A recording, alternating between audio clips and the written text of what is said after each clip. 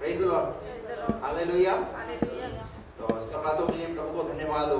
आइए आज की सुबह के मनन के लिए हम लोग परमेश्वर के वचन को निकालें और एक आयत के साथ हम उसको शुरू करेंगे। लूका रचित सुसमाचार उसका 12वां अध्याय और उसका 35वां पद। लूका 12:35 मेरे साथ निकालिए और उसको पढ़िए। तुम्हारी कमरें बंधी रहें और तुम्हारे दिए जलते रहें। तुम्हारी कमरें बंधी रहें और तुम्हारे दिए जलते रहें। ये बात प्रभु यीशु मसीह ने कही। इसका मतलब ये है कि प्रभु यीशु मसीह क्या सिखाना चाह रहे हैं? प्रभु यीशु मसीह ये बात कहकर ये सिखाना चाह रहे हैं कि हम अपने आप को उसके आगमन के लिए तैयार करें। पुराने जमाने के अंदर जो यहूदी लोग हुआ करते थे, वो लोग लंबा यानी चोगा वाला वस्त्र पहना करते थे और उनके लिए कहा है कि तुम्हारी कमरें बंधी रहे। इसका मतलब जब अगर कोई लंबा वस्त्र है तो मतलब उसको टाइट उसको बांध के रखना। तो तुम्हारी कमरें बंधी रहे और दूसरी बात और तुम्हारे दिए जलते रहे। तो आज हम इसी पर बात करेंगे। Praise the Lord. तो प्रभु यीशु मसीह यहाँ पर अपने आगमन के विषय में आपको और मुझको इस बात का अवगत करा रहे हैं और सिखा रहे हैं कि हम अपने आप को तैयार रखें, तैयार करें। एक उदाहरण के द्वारा हम इस बात को सीखेंगे। मत्ती रचित सुसमाचार उसका 25वां अध्याय और उसका 1 पद से। यहाँ पर एक विवाह की बात है और यहाँ पर स्वर्ग का राज्य किसके समान दर्शाया गया है, वो बात यहाँ कही गई है। पढ़िए। तब स्वर्ग का राज्य उन 10 कुंवारियों के समान होगा। 10 कुंवारियों के समान होगा जो अपनी मशालों को लेकर धूले से भेंट करने को निकली। दूल्हा आने वाला है और जो 10 कुंवारियां हैं, 10 कुंवारियां मशालों के साथ दूल्हे से भेंट करने के लिए निकल पड़ी हैं। यानी दूल्हा कौन है? आप सब पता है, दूल्हा प्रभु यीशु मसीह है। और ये कुंवारियां कौन है? ये कुंवारियां कलीसिया को दर्शा रही हैं। ये स्त्रियां जो है वो कलीसिया को दर्शा रही हैं। यानी दूल्हा आने वाला है और कलीसिया को, स्त्रियों को अपने आप को क्या करना है? दूल्हे के लिए तैयार करना है। तो बाइबल ऐसा कहती है कि 10 कुंवारियां उस समय यीशु मसीह से भेंट करने के लिए आई, दूल्हे से भेंट करने के लिए आई। और आगे उनमें 5 मूर्ख हैं। अब देखिए कैटेगरी को 2 प्रकार की कैटेगरी में रखा गया है। 5 मूर्ख हैं और 5 बुद्धिमान हैं। ठीक है, 5 मूर्ख क्यों हैं और 5 बुद्धिमान क्यों हैं? क्योंकि यहाँ अगर हम उसको आगे पढ़ते हैं तो वहां लिखा हुआ है, बुद्धिमान ने मशाल के साथ में एक्स्ट्रा ऑयल लिया। उन्हें पता है दूल्हा कभी भी आ सकता है। अगर तेल खत्म हो गया जितना मशाल में, और अगर वो तेल खत्म हो गया तो अंधेरा हो जाएगा, हम दूल्हे से मिल नहीं सकते। लेकिन 5 ने क्या सोचा? 5 ने सिर्फ मशाल ली और एक्स्ट्रा ऑयल नहीं लिया। तो यहां पर हम देखते हैं एक दूल्हा दुल्हन से भेंट करने के लिए आ रहा है, पर ये सारी कुंवारी है। अगर आप देखते हैं तो आज के समय में जब दूल्हा और दुल्हन होता है तो दूल्हा जो है दुल्हन को किस प्रकार से बाहरी रूप से देखना चाहता है। उसका वस्त्र, उसका पहनना, उसका श्रृंगार, किस तरीके से उसका मेकअप है, इस तरीके से उस दुल्हन को देखेगा। लेकिन पता है यहाँ पर दूल्हा जो है वो क्या चीज देखना चाह रहा है? यहाँ पर दूल्हा श्रृंगार की बात नहीं हो रही है, किसी प्रकार के मेकअप की बात नहीं हो रही है, परंतु यहाँ पर क्या देख रहा है दूल्हा? यहाँ पर उनकी मशाल जल रही है, वो दीपक जल रहा है या नहीं जल रहा, उस रोशनी की बात हो रही है यहाँ पर। Praise the Lord. अब आप देखिए, दूल्हा आ रहा है दुल्हन से मिलने के लिए, परंतु दुल्हन तो तैयार है, दुल्हन अपने आप में तैयार है, परंतु दूल्हे को क्या, किस चीज की कमी नजर आ रही है वहां पर? लोग 5 तो तैयार है, परंतु 5 उनके दिए क्या हो चुके हैं? उनके दिए बुझ चुके हैं। आज हम इसी पे बात कर रहे हैं और इस बात से हम इस बात को सीख करके जाए कि ऐसी विषम परिस्थितियों के अंदर आज जिस सारे संसार के अंदर जो जिस प्रकार से स्थिति बनी हुई है, क्या हम अपने आप को तैयार करते हैं? हेलो, दूल्हा आपका कपड़ा नहीं देखेगा, हेलो, आप कितनी अच्छी नौकरी करते हैं, आप कितना अच्छा बिजनेस करते हैं, आपके परिवार के अंदर क्या है, ये कुछ नहीं। दूल्हे को किस चीज से मतलब है? हेलो, तुम्हारा दिया, आज बहुतों के दिए क्या हो चुके हैं? कुछ नहीं।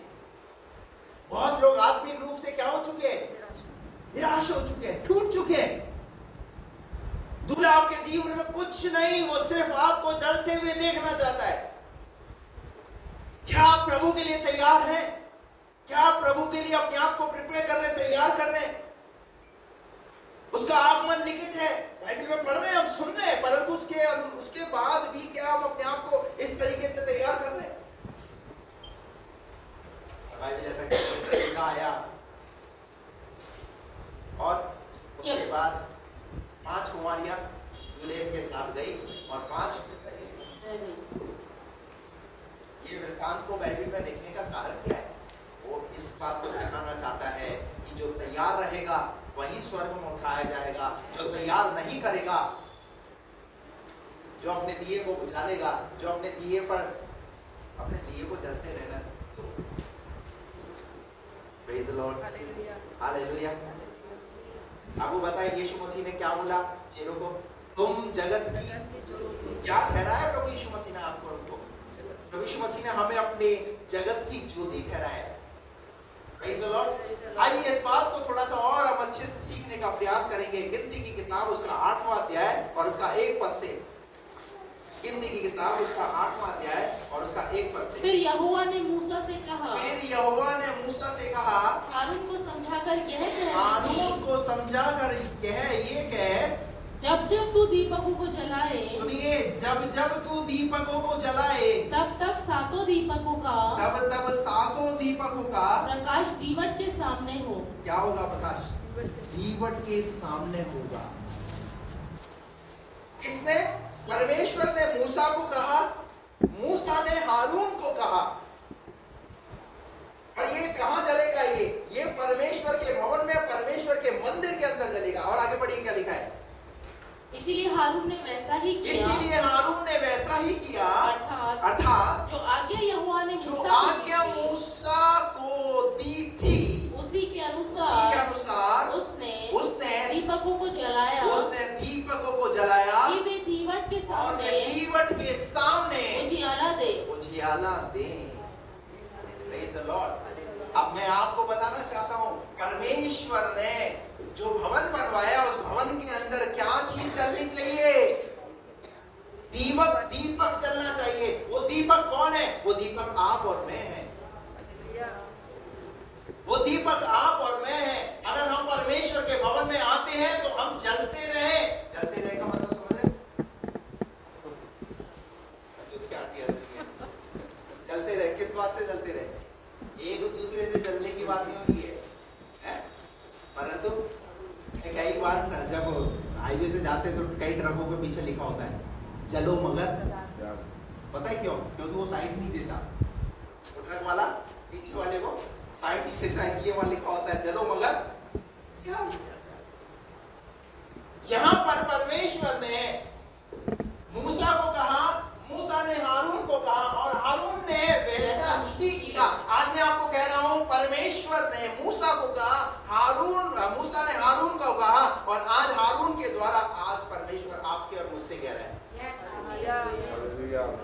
क्या कह रहा है? कि जो आज्ञा यहोवा ने मूसा को दी थी, उसी के अनुसार है, मेरे अनुसार नहीं भाई। दूल्हा आने वाला है दुल्हन को लेने के लिए। अगर आपका दीपक जलता नहीं रहेगा तो यहीं रह जाओ, हम यही रह जाएंगे। इसलिए जितनों ने अपने दीपक के अंदर दीपक को नहीं जलाया, जितने अपने दीपक को बुझा रहे हैं, बुझने के कगार पे खड़ा हुआ है। कई बार होता है ना, दीपक जब बुझता है तो क्या करते हैं? दोनों तरफ से क्या करते हैं? इधर से भी और इधर से भी हाथ ला करके क्या करते हैं? उसकी लौ को, उसकी जोत को क्या करने में प्रयास करते हैं। कई बार पास्टर भी, एक विश्वासी जब बुझता है, जब निराशा में जाता है, जब परिस्थितियों में जाता है, तो कई बार उसके दाएं और उसके बाएं खड़ा होकर के उसे प्रार्थना, उसे वचन में उठा करके क्या करने का प्रयास करता है, ताकि वो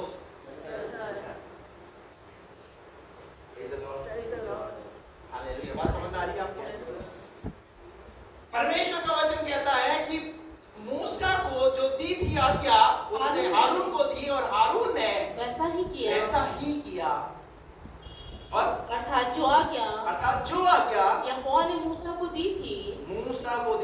एक जगह और निकाल करके पढ़ेंगे हम। निर्गमन की पुस्तक उसका 25वां अध्याय, निर्गमन की पुस्तक उसका 25वां अध्याय और 37 पद से, यानी 37 पद से। और 7 दीपक बनवाना, और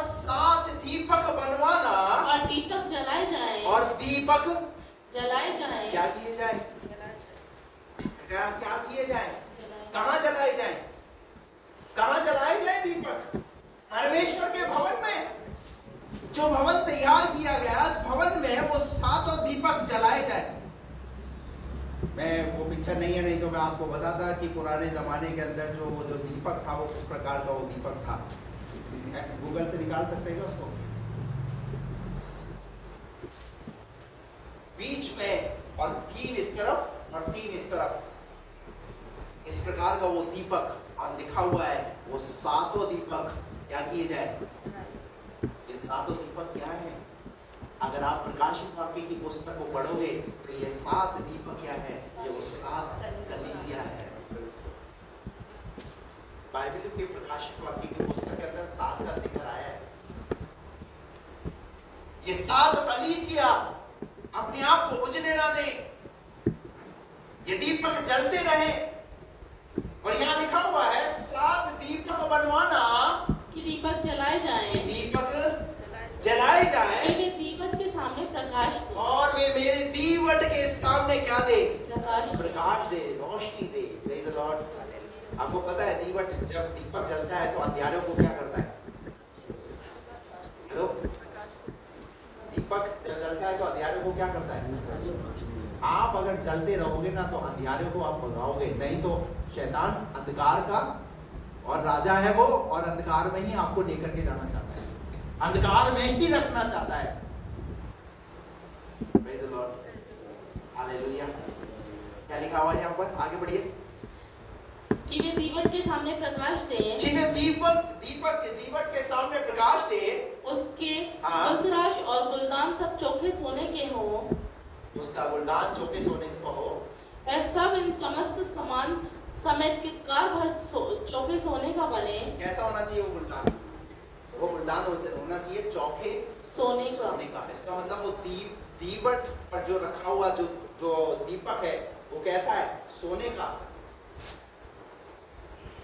आप अपने आप को कमजोर मत आंकिए, आप अपने आप को हल्का मत सोचिए। आप भी प्रभु की दृष्टि में किसके समान है? वो सोने के दीपक के समान है। मुझे नहीं पता कितने लोगों को मेरी बात समझ में आ रही है, कितनों के ऊपर से जा रही है, लेकिन मैं जो आपको समझाने का प्रयास कर रहा हूं उसको समझने का प्रयास करें कि परमेश्वर का वचन क्या चीज हमें सिखाना चाहता है। आप और हम कौन हैं? आप और मैं परमेश्वर के भवन में उस दीपक के समान हमें जलते रहने की जरूरत है। परमेश्वर ने हमें चोखे सोने से भी क्या किया है? तैयार किया है। Praise the Lord. आगे बढ़िए, उसके बाद क्या लिखा है? और सावधान रहकर इन सब वस्तुओं को उस नमूने के समान बनवाना, उस नमूने के समान बनवाना जो तुझे इस पर्वत पर दिखाया गया। इसका मतलब जो दिखाया गया है उससे हल्के में मत लेना, जो सिखाया गया है उसे हल्के में मत लेना। वो कहीं ना कहीं लिंक कर रहा है, कहीं ना कहीं वो आपके और मेरे व्यक्तित्व के बारे में, कहीं ना कहीं वो मेरे और आपके जीवन के बारे में बात कर रहा है। परमेश्वर की कुछ ना कुछ तो प्लानिंग है, कुछ ना कुछ तो वो परमेश्वर सिखाना चाह रहा है। Praise the Lord. आइए निकालिए एक जगह और निकाल करके पढ़ेंगे। इब्रानियों की पत्री उसका 8वां अध्याय उसका 5वां पद पढ़िए। इब्रानियों 8 का 5।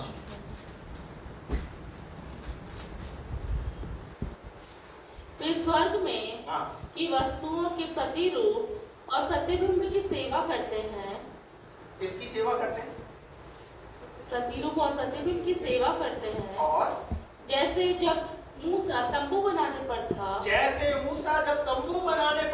तो उसे ये चेतावनी दी। देखिए, मूसा जब तंबू बना रहा है परमेश्वर के लिए, परमेश्वर की उपस्थिति वहां वास करे, तो परमेश्वर ने वहां पर कुछ चेतावनियां दी है कि मेरा तंबू कैसा होना चाहिए। चाहिए, मेरा भवन कैसा होना चाहिए, उस भवन के अंदर क्या क्या चीजें होनी चाहिए। आगे क्या लिखा है? देख जो नमूना तुझे पहाड़ पर जो दिखाया गया नमूना था, तुझे पहाड़ पर। देखिए निर्गमन में ये बात बोली, इब्रानियों भी उसे क्या कर रहा है, उसे कंफर्म कर रहा है उस बात को। कहते हैं ना 2 या 3 से बात गवाही पक्की मानी जाए। तो इब्रानियों का लेखक इस बात को कह रहा है कि जो बात मूसा को परमेश्वर ने दिखाई पर्वत पर, वो इब्रानियों का लेखक भी कह रहा है। और क्या कह रहा है? देख जो नमूना तुझे पहाड़ पर तुझे दिखाया पहाड़ पर दिखाया गया था, उसके अनुसार सब कुछ बनाना। उसके अनुसार तू सब कुछ बनाना। ये बनाना क्या है? आप इस कलीसिया में आते हैं तो आप अपने आप को बनाइए। परमेश्वर का दास पास्टर आपको क्या करता है? आपको बनाता है, ताकि आप परमेश्वर के भवन में स्थिर रह सके, खड़े रह सके, उसके योग्य बने रह सके और चलते रहें उस दीपक के समान। Praise the Lord. पहाड़ पर जो दिखाया गया उसके अनुसार सब कुछ बनाना। Praise the Lord. आप इस गिनती की किताब के उसके 8वें अध्याय के अंदर आकर 3रे पद को हम पढ़ेंगे। गिनती 8 का 3। इसीलिए हारून ने वैसा ही किया, अर्थात जो आज्ञा यहोवा ने मूसा को दी थी उसी के अनुसार उसने दीपकों को जलाया कि वे दीवट के सामने उजियाला दें। ये और दीवट जो है ना, ये दीवट हमारा शरीर है और ये परमेश्वर के सामने उपस्थित रहे। हालेलुया। और वैसे भी अगर हम देखते हैं तो मंदिरों में लोग क्या जलाते हैं? ये जलाते हैं ना। तो आप और हम तो जलते हैं, हम तो कौन है? हम तो जीवित और जलते हुए वो दीपक के समान है। Praise the Lord. हालेलुया। परमेश्वर इसे कह रहा है कि इस दीपक को जलते रहने दो। आगे क्या लिखा है? कि वे दीवट के सामने उजियाला दे। कि वे दीवट के सामने उजियाला दे। और दीवट की बनावट ऐसी थी, और दीवट की बनावट ऐसी थी, अर्थात यह पाए से लेकर हाँ, फूलों तक गढ़े हुए सोने का बनाया गया था। कैसा सोने का। कैसा? ये हमने निर्गमन में भी देखा। कैसा है वो? सोने का, नाशमान सोने से भी अधिक। Praise the Lord. आपका बहुमूल्य विश्वास, ये सोना क्या है? आपका विश्वास। सोना किस चीज को दर्शाता है? सोना विश्वास को दर्शाता है।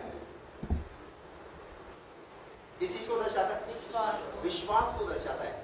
क्योंकि इस दुनिया में सबसे महंगी चीज क्या है? सोना।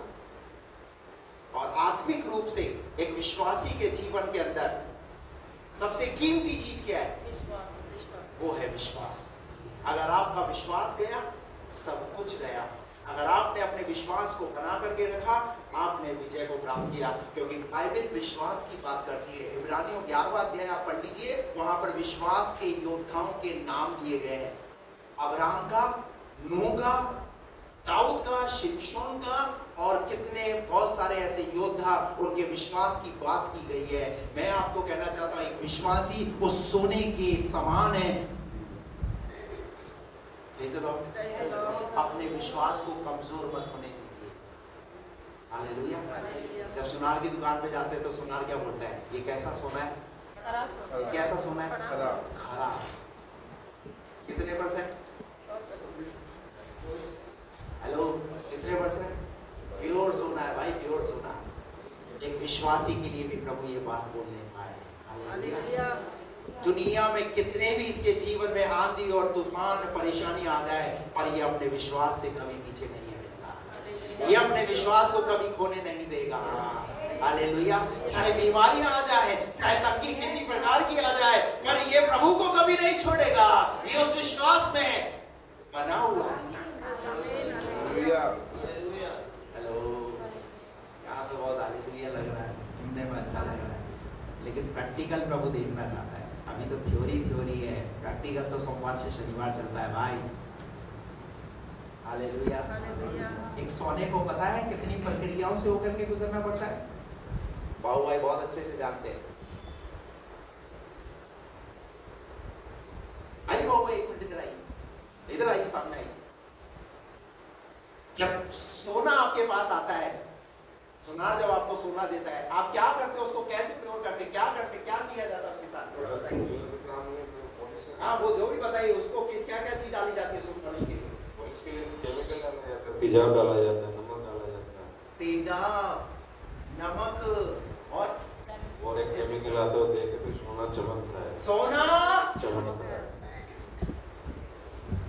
हेलो, किसी के घाव पर अगर नमक डाल दो तो क्या होगा? पर सोने पर क्या डाला जा रहा है? हेलो, तेजाब। तेजाब डाल दो किसी के चेहरे पर, क्या होगा? लेकिन सोने पर एक सोने की परख, एक सोने की चमक कैसे है? हेलो, बात समझ आ रही है आपको? कई बार हमारा परमेश्वर भी हमें चमकाने के लिए किन्हीं धातुओं को इस्तेमाल करता है, किन्हीं चीजों को इस्तेमाल करता है। बात समझ आ रही है? पर अब 24 बनाने की जरूरत नहीं है, जैसे काम चल रहा है वैसे चलने दो। विश्वासी जीवन में जैसे काम चल रहा है, अरे तुम्हारा परमेश्वर तुम्हें क्या करना चाहता है? वो निखारना चाहता है, सुंदर बनाना चाहता है। और पता है, जब वो वहां से पॉलिश होकर के आता है और फिर महिला उसे गले में हार के रूप में उस हार को जब पहनती है, तो शादी में जब जाती है,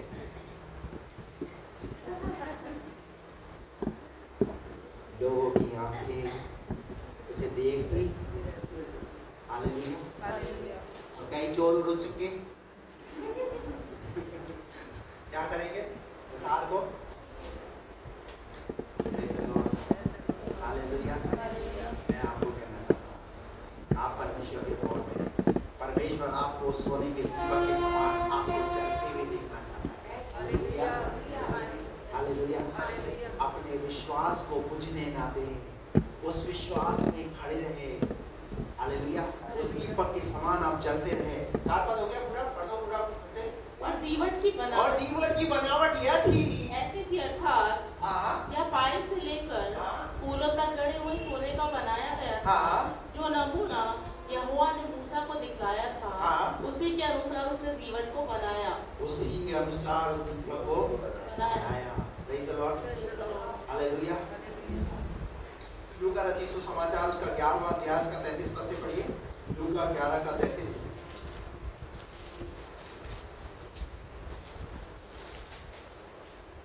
कोई मनुष्य दिया जला के तलघर में या पैमाने के नीचे नहीं रखता।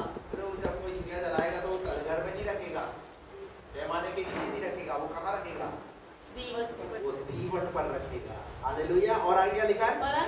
परंतु दीवट पर रखता है कि भीतर आने वाले उजियाला पाए। ताकि भीतर आने वाले उजियाला पाए। अरे जब आप जलते रहोगे ना तो लोग आपसे पूछेंगे, अरे भैया तुम यहाँ पर आते हो, तुम यहाँ संडे आराधना करते हो, तुम क्या है तुम्हारे जीवन के अंदर?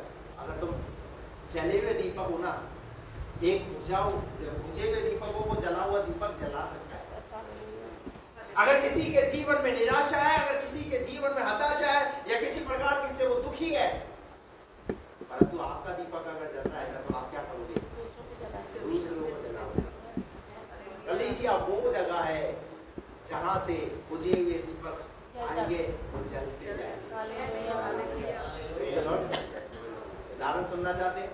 फिर तो काम की पुस्तक उसके 3 अध्याय में निकालिए मत, मैं वैसे ही पढ़ के बताता हूँ आपको। पतरस और यूहन्ना जब दिन के 3रे पहर मंदिर में जब वो जा रहे थे प्रार्थना करने के लिए, बाहर कौन मिला? एक लंगड़ा व्यक्ति मिला। और जब वो लंगड़ा व्यक्ति बाहर मिला तो पतरस और यूहन्ना ने कहा, हमारे पास वो सोना और वो चांदी नहीं है, परंतु हमारे पास क्या है? हमारे पास प्रभु यीशु मसीह का नाम है। परंतु ये कहते हैं, उठ और चल। और वो लंगड़ा व्यक्ति उठ और चलने और फिरने लगा और मंदिर में जा करके क्या करने लगा? वो प्रभु की स्तुति करने लगा। हालेलुया। अरे जो बुझे पड़े हैं उनको कौन जलाएगा? जो जलेंगे। हालेलुया। तुम्हारी कमरें बंधी रहे चलते थे। आगे क्या दिखा है पढ़िए, यानी परंतु दीवट पर रखता है, परंतु दीवट पर रखता है, भीतर आने वाले उजियाला पाए, भीतर आने वाले उजियाला पाए। उजियाला पाए। हो गया पूरा? तेरे शरीर का दिया हाँ, तेरी आंख है, तेरे शरीर का दिया, तेरी आंख है। एक दिया कहाँ है पता है? ये क्या है? ये दिए के समान है भाई, ये तुम्हें पूरी दुनिया दिखा रहा है, ये तुम्हें अच्छी अच्छी चीजें दिखा रहा है। जिसकी नहीं है उससे पूछो, उससे पूछो दुनिया कैसी होती है, क्या बोलेगा वो? भैया मुझे तो कोई आइडिया ही नहीं, मुझे तो कोई पता ही नहीं है कि दुनिया कैसी है। लेकिन जिसके दिया है वो क्या कर सकता है? वो दुनिया के अनुभव को बता सकता है। Praise the Lord। तुम्हारी आंख तेरे शरीर का दिया, तेरे शरीर का दिया है, तेरी आंख है, तेरी आंख है। इसीलिए जब तेरी आंख निर्मल है, अगर तेरी आंख निर्मल होगी तो तेरा सारा शरीर भी तो तेरा सारा शरीर भी क्या होगा? उजियाला है। ये यीशु मसीह इस बात को सिखाना चाह रहे हैं। अरे भैया इसलिए तैयार रहो, तुम्हारी आंखें अभी सही सलामत है ना, तो इन आंखों से खुदा के कलाम को पढ़ो। खुदा ने तुम्हारी आंखों में रोशनी दी है, खुदा ने तुम्हारी आंखों में जो है वह इसको ज्योति में रखा है। जिनकी नहीं है उनसे पूछो। Praise the Lord। आगे क्या लिखा है? परंतु जब वह बुरी है, जब वो बुरी है, तेरा शरीर भी अंधेरा है। अगर तुम्हारा दिया है, तुम्हारी आंखें ही अगर बुरी है, तो तुम्हारा शरीर भी क्या होगा? इसका मतलब इन आंखों से क्या देखना है? इन आंखों से अगर तुम बुरा देख रहे हो, अंधकार की बातें देख रहे हो, अंधकार में हो, तो फिर अंधकार में ही रहोगे। हालेलुया। Praise the Lord. हो गया पूरा? इसीलिए चौकस रहना, इसलिए चौकस रहना, जो उजियाला तुझ में है, जो उजियाला तुझ में है, वह अंधेरा ना हो जाए, वो अंधेरा ना हो जाए। वो अंधेरा। आज क्या लेकर के जाएगा? बोले मेरा दिया बुझने पर था, पर मैं अपने दिए में ऑयल लेकर के जा रहा हूँ ताकि मेरा दिया जले। हालेलुया। इसलिए चौकस रहना कि जो उजियाला तुझ में है, तुम्हारे अंदर उजियाला रखा है प्रभु ने बोला उजियाला हो, और उजियाला बोला है नहीं बोला है? आपके ऊपर प्रभु ने क्या बोला है? लेकिन फिर भी हम कहाँ पड़े हुए? फिर भी हम अंधेरे में पड़े हुए, फिर भी हम अंधकार में पड़े हुए, फिर भी हम उन अंधेरे के कामों को पसंद करते हैं। प्रभु तो कह रहे हैं तुम्हारा तुझ में ये अंधेरा ना हो जाए। वो नहीं चाहता। और अंधकार का पिता कौन है? शैतान कायम में रखना चाहता है विश्वासी को, एक इंसान को अंधेरे में रखना चाहता है। अपने आप को तैयार कीजिए। निकालिए भजन संहिता 42 का 5 पढ़िए। भजन संहिता 42 का 5। हे मेरे प्राण, तू क्यों गिरा जाता है? तू क्यों गिरा जाता है? बहुतों के प्राण क्या हो रहे हैं? बोलिए, किस कगार पे खड़े हुए? गिरने के कगार पे खड़े हुए। भजन का लेखक कहता है हे मेरे प्राण तू क्यों गिरा गिरा जाता है? तू अंदर ही अंदर क्यों व्याकुल है? अंदर ही अंदर कहा? तू अंदर ही अंदर क्यों? अरे क्यों नहीं बताया व्याकुल? आपको क्या पता हमारी व्याकुलता का कारण? ऐसा हो सकता है कि प्रभु को आपकी व्याकुलता का कारण पता ना? बताइए ना। हम जितने यहाँ बैठे हुए हैं, क्या ऐसा हो सकता है कि प्रभु को हमारी व्याकुलता का कारण ना पता? हमारी व्याकुलता का कारण हमारे प्रभु को पता है। नहीं जरूर। अरे वो तो नाम भी जानता है। जक्कई को कैसे बुलाया? जक्कई पेड़ पर छुप कर के यीशु को ताक रहा था, और यीशु मसीह ने क्या कहा? हे जक्कई झट नीचे उतर आ, मुझे तेरे घर चलना है। क्या जक्कई के मन में जो चल रहा था क्या प्रभु जानता था? अभी तो उसके घर नहीं गया, अभी उसके घर गया। हे मेरे प्राण तू क्यों गिरा गिरा जाता है? तू अंदर ही अंदर क्यों व्याकुल है? तू अंदर ही अंदर क्यों व्याकुल है? परमेश्वर पर आशा लगाए रहे। किस पर?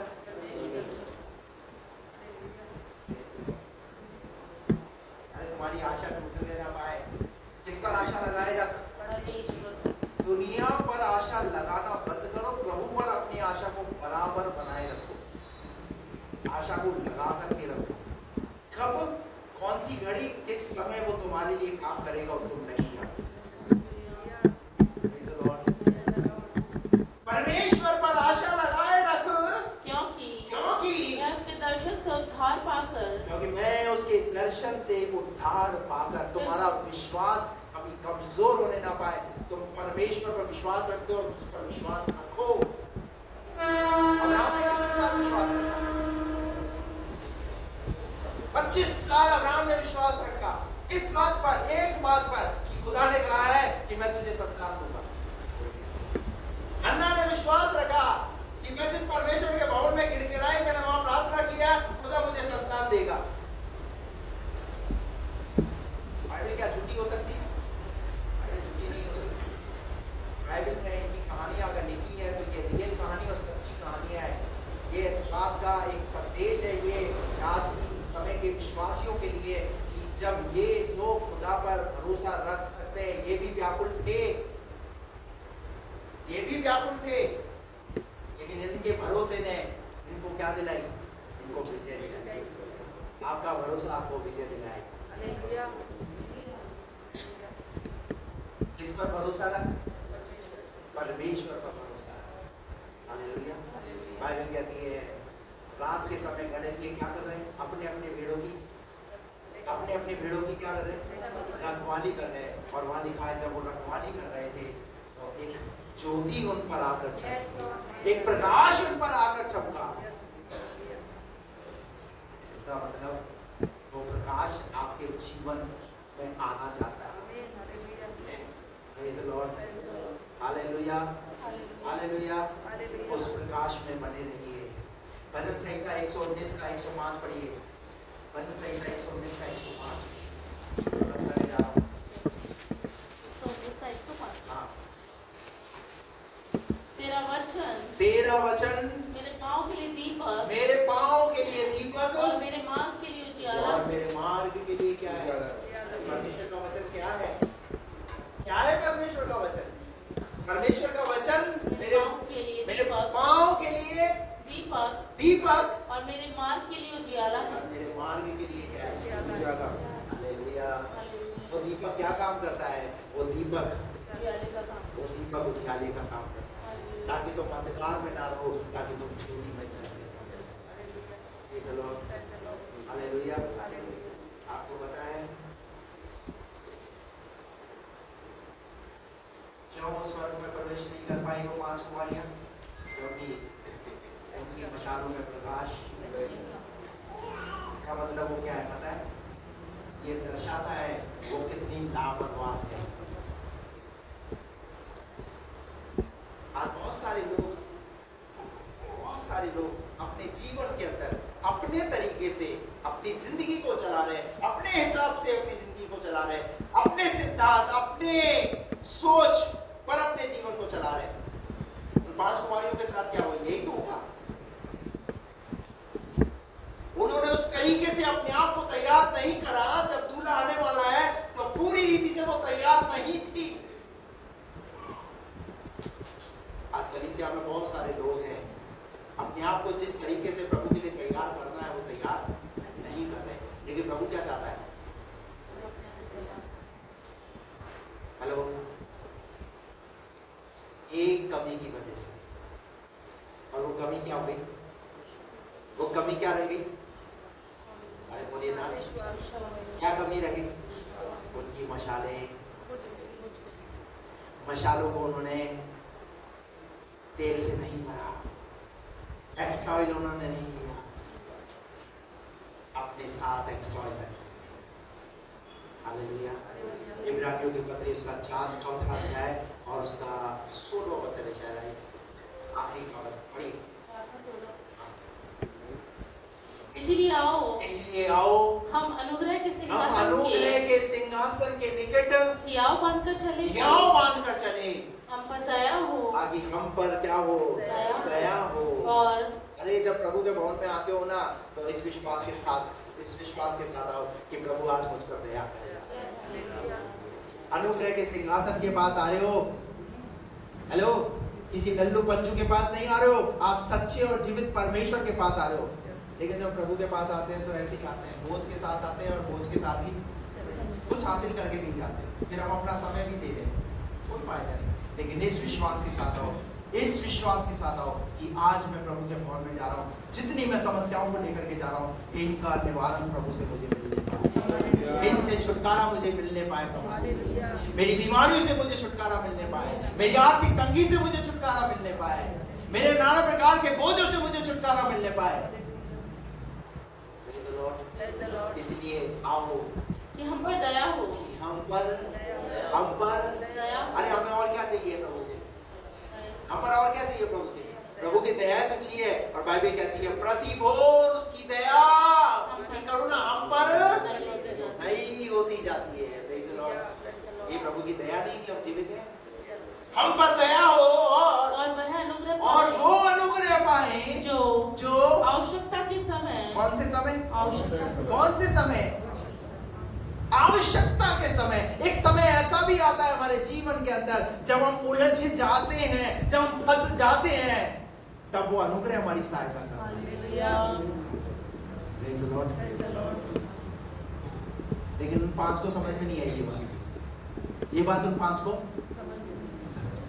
लेकिन प्रभु चाहता है, इस वृत्तांत को लिखने का उद्देश्य यही है, प्रभु ये चाहता है कि अपनी मशालों को बुझने ना दे, अपने दियों को बुझने ना दे। Hallelujah, hallelujah. आइए अपनी आंखों को